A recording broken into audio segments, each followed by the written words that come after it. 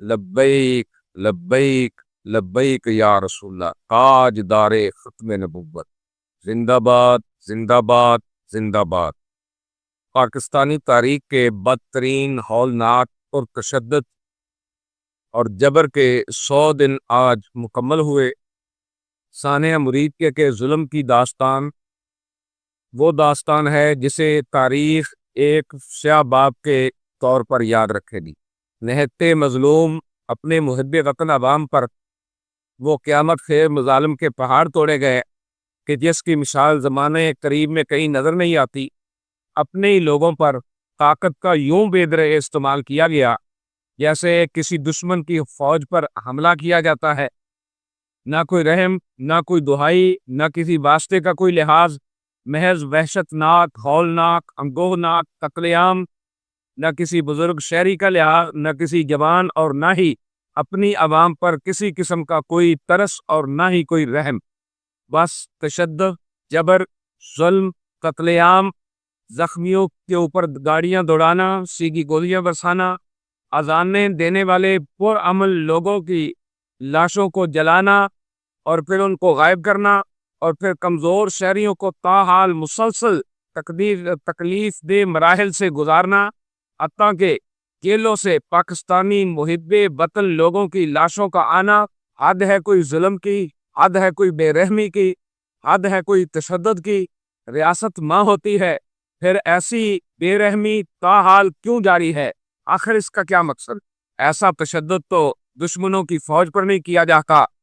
تحریک لبیک یا رسول اللہ پاکستان کو ایک پرامن سیاسی جدوجہد کرنے والی جماعت ہے، پھر اس پر اتنا ظلم آخر کیوں؟ نہ کسی واسطے کا لحاظ ہے، نہ جناب وہ جب کہا جا رہا تھا اسٹیج سے کہ تمہیں اللہ کا واسطہ، تمہیں رسول کا واسطہ، تمہیں تمہاری ماؤں کا واسطہ گولی نہ چلاؤ، تو آخر کیا وجہ تھی؟ کن کو راضی کرنے کے لیے؟ ٹرمپ، نیتن یاہو کو راضی کرنے کے لیے اتنا تشدد کیا گیا، اتنی گولی چلائی گئی اپنے پرامن شہریوں پر جو فقط یہ کہنے آئے تھے، یہ کہہ رہے تھے کہ فلسطین سے ہمارا رشتہ کیا، لا الہ الا اللہ محمد رسول اللہ، جو فقط مظلوموں کے حق میں آواز اٹھانے کے لیے آئے، ان کے ساتھ اظہار یکجہتی کرنے کے لیے آئے، ان پر اتنا ظلم و تشدد اور جبر آخر کیوں؟ آخر اسلامی جمہوریہ پاکستان میں اپنے مظلوم بھائیوں کے لیے آواز اٹھانا یہ کب سے اور کیوں جرم بن گیا؟ اور ایسا جرم کہ جس کی سزا اپنے نہتے عوام کو اس قدر دی گئی اور دی جا رہی ہے جس کو محض لفظوں میں بیان کسی صورت نہیں کیا جا سکتا۔ 100 دن مکمل ہو گئے اس تشدد و جبر کو جو مسجد رحمت للعالمین سے شروع ہوا، پھر اس تشدد کی مزید ہولناکی سانحہ مرید کے طور پر قوم کے سامنے آئی، اور پھر تاحال یہ تشدد جاری و ساری ہے۔ اپنی قوم اور عوام پر کوئی ایسا ظلم کبھی گوارا کر سکتا ہے؟ تاحال سینکڑوں افراد پابند سلاسل ہیں جنہیں محض فلسطین کے حق میں آواز بلند کرنے کی پاداش میں دہشت گردی کی دفعات کے تحت ظلم و جبر کا نشانہ بنایا جا رہا ہے۔ اس ظلم و جبر کی داستان یہاں ختم نہیں ہوتی، بلکہ ظلم و جبر کا نشانہ خواتین کو بھی بنایا گیا۔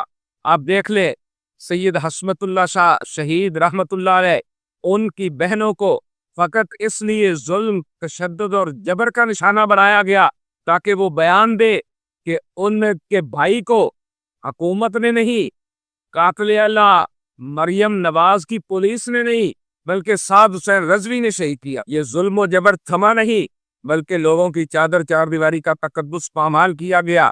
بڑے پیمانے پر چھاپوں کے دوران گھروں میں توڑ پھوڑ کی گئی اور قیمتی سامان کی لوٹ مار کی گئی۔ ظلم کی داستان ابھی ختم نہیں ہوئی۔ اہل اقتدار نے ریاستی اداروں کو سیاسی انتقام کا ہتھیار بنایا، مین اسٹریم میڈیا نے مجرمانہ خاموشی اختیار کیے رکھی، اور الٹا مظلوم متاثرہ فریق تحریک لبیک یا رسول اللہ پاکستان کے خلاف سرکاری بیانیہ نشر کیا گیا۔ واضح رہے کہ سانحہ مرید کے جیسے ہولناک ظلم و جبر کو بلایا نہیں جا سکتا۔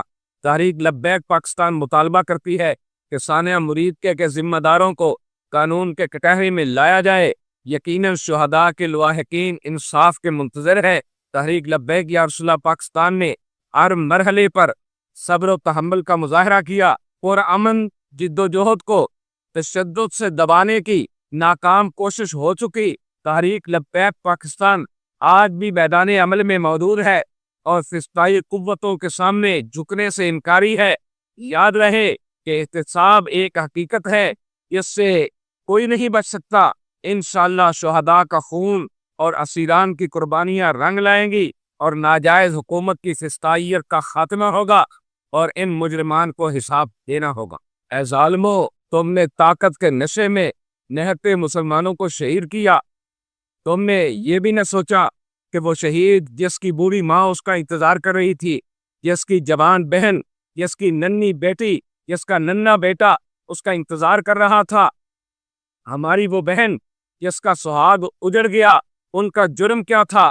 وہ محب وطن تھے، وہ محب اسلام تھے، وہ محب پاکستان تھے، وہ پاکستان سے محبت کرنے والے تھے، پاکستان سے پیار کرنے والے تھے۔ اے شہداء کی ماؤں، بہنوں، بیٹیوں، تمہاری قربانیاں کبھی ضائع نہیں جائیں گی اور انشاءاللہ ظالم عنقریب اپنے انجام کو پہنچیں گے اور دنیا اپنی آنکھوں سے دیکھے گی۔